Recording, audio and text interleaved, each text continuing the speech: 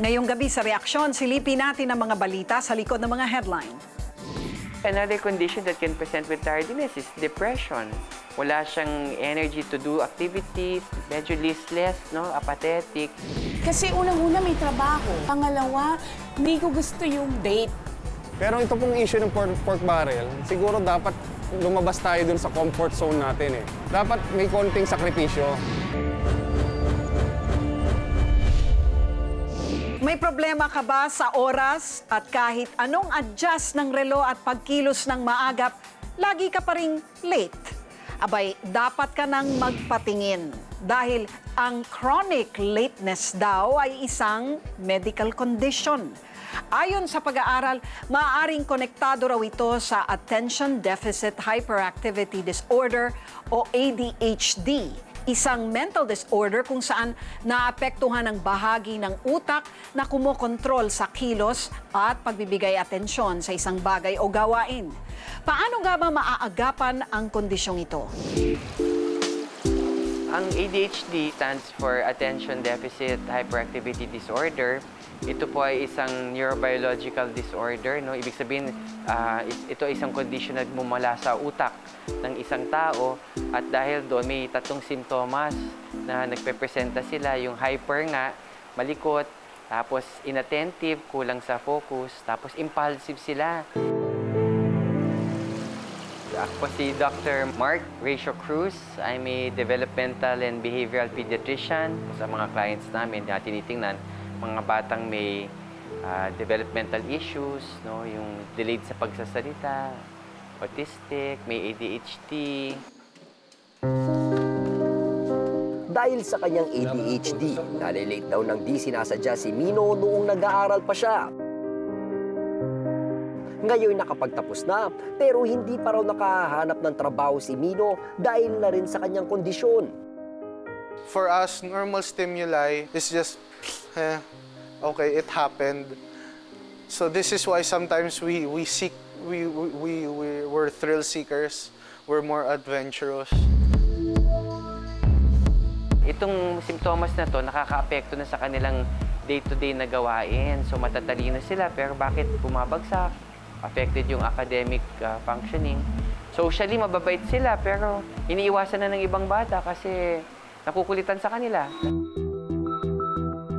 Dalawa raw ang maaaring dahilan kung bakit inuugnay sa kondisyon na ADHD ang madalas na pagiging late ng isang tao.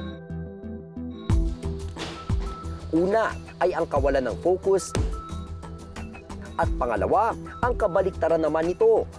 May tendency sila na parang gusto nilang i-overcompensate, nag-hyper-focus naman. On the other side, I could have been doing something that I was really into. That's why I was hyper-focused and I wasn't aware of the time.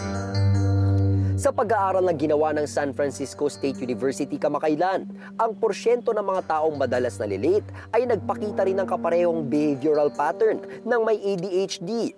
Ito ay ang pagkakaroon ng anxiety at kakulangan ng self-control na pwedeng mauwi sa kondisyon na depression. Another condition that can present with tardiness is depression.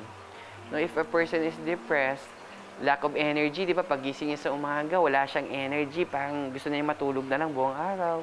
Medyo listless, no? Apathetic. Dapat daw bigyang konsiderasyon o kaya'y lawakan ang pangunawa sa mga taong may emotional issue na maaaring dahilan ng kanilang madalas na pagka-late. Maaari kasing may ADHD rin pala ang taong ito at hindi pa lamang nabibigyan ng medical diagnosis. If you have ADHD, there is a risk of you developing, depression.